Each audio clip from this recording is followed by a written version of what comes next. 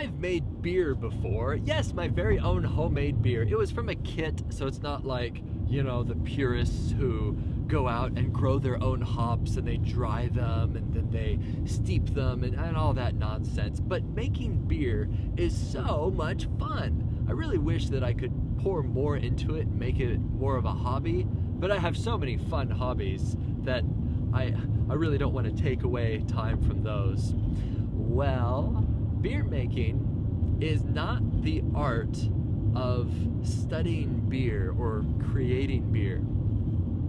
Nope, beer making is chemistry. It is all chemistry.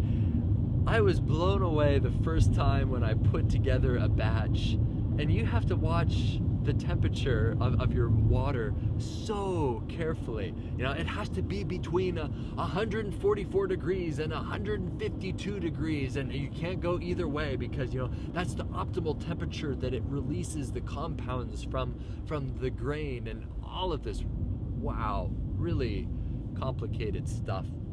And the kit that I had, I actually got from my parents, I think, for Christmas.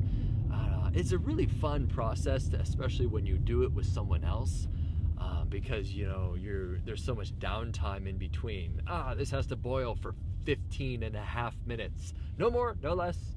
And let's just talk with them. You just chat and have a good time. I hope you have a good time with everything you do. But anyway, this is when you really have a good time. Beer making, I made an IPA. I don't like IPA. Call me a wuss, but I think it's way too bitter. Maybe this harkens back to my loathing for barfing, but it leaves this bitter taste in your mouth. Really, there's a bitter taste in the mouse. Poor little guy. Anyway, where was I? Beer. Oh yeah, what I do like is Hefeweizen.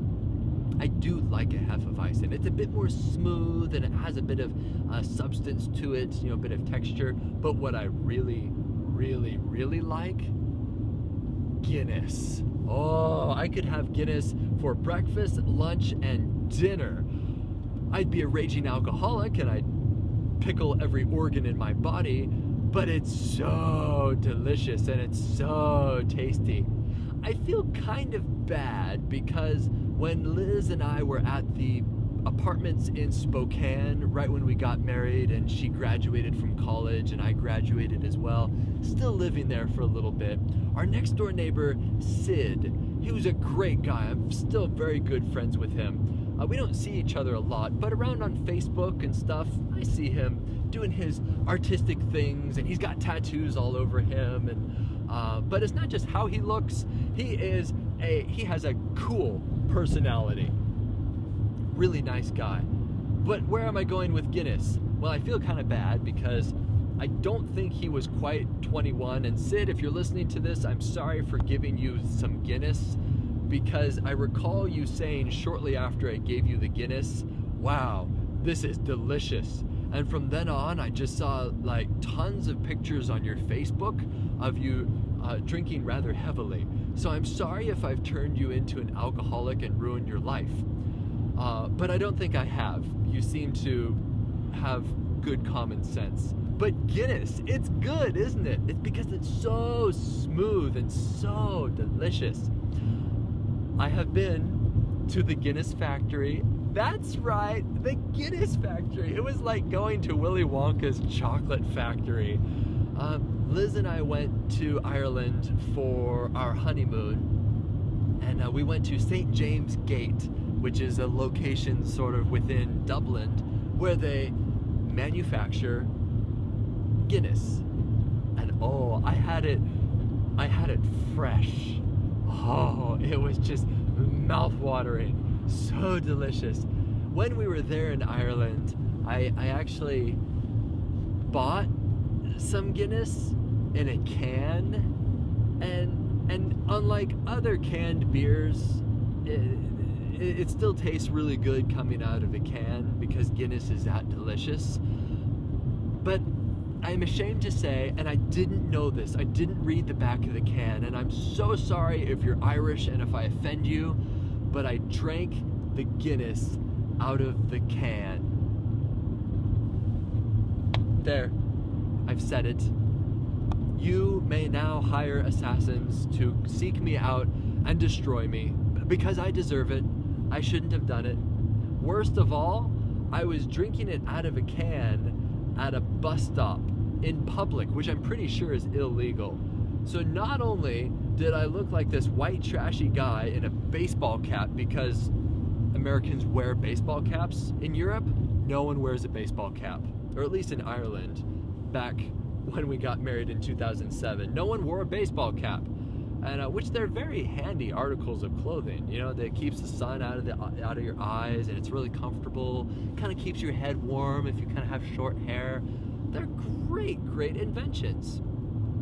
But there I was wearing my baseball cap, standing at the bus stop, sipping on my Guinness out of the can. If you look at the back of the can, it actually says, "Do not drink this out of the can. Pour it into a glass."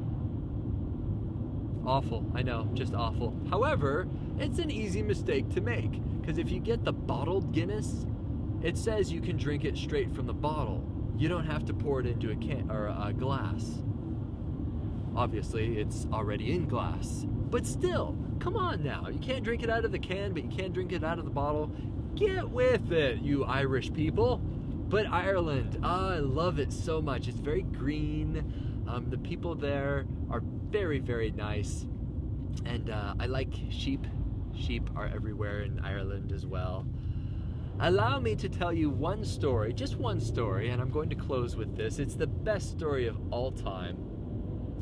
Liz and I, as we were traveling around Ireland, we eventually made our way up to Belfast. We visited a friend up there, actually from Whitworth. He lives in Derry, as in dairy farm. Not spelled the same though. But we visited him there in Derry. But we were a few days early. I don't know, it just worked out that way. We're like, hey, we can get the next bus and get there a day early. We'll just get a hotel in Belfast. Simple enough, big city, you've probably heard of Belfast, Ireland. Well, we showed up, and there was no room anywhere in Belfast. We called so many hotels. We actually walked into a hotel at Best Western there, which is funny that they have a Best Western in Ireland. I've never associated that, but anyway, I guess it's not limited to the Western United States. Where was I? Oh yes, we talked with the guy at the Best Western, and he was sort of this Indian fellow, a really nice guy. And I remember him saying, I'm sorry, sir, we do not have any room. As a matter of fact, I have even contacted our partner hotels elsewhere in Belfast. We cannot find anything for you. And you could tell we were just haggard because we've been, just doubled the distance to get there to Belfast. And I was like, that's okay, that's all right. We'll find some place somewhere. And Liz was getting kind of worried at this point because she didn't want to spend one of the nights of our honeymoon sleeping on the streets of Belfast. And then this Indian fellow said, sir, if you'd like, I can take you to my apartment. I do have room that you can fit in. It may be kind of tight because I have two sisters who live with me, but they are very clean. Would you like to come and stay with us? Such a sweet fellow. And it just was like, oh, what a nice guy. Eventually, he did find a place. And it was at like another Best Western elsewhere in Belfast. And he said, I have good news for you, sir. I have found a place. It is kind of expensive, but... And I was like, that's okay. I don't care what the price is. It was the top of the line suite at this other hotel. And so this guy, he called a taxi cab, and the taxi cab showed up, and it was this lady driving the taxi. And the reason why I remember it was she said, oh, it appears that you're on your honeymoon, and It also appears that there's no room at the inns. By the way, how do you like my Irish accent? I hope you like it. She said, it appears that there's no room at the inns. It's like Mary and Joseph, no? What's next? Are you going to be expecting a wee one? So awesome. She didn't even charge us for the taxi ride. Wow. In case you're wondering why there was no room in Belfast, Elton John was in town. Evidently, the Irish love Elton John and they pack out their cities. But Belfast, a very interesting place steeped in all sorts of interesting history.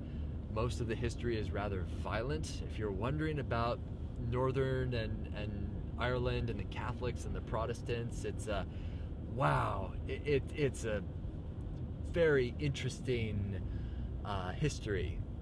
Not choosing sides here, although obviously I am Protestant, but that's not to say that I know some on-fire Catholics who love Jesus very, very much, and that is what counts.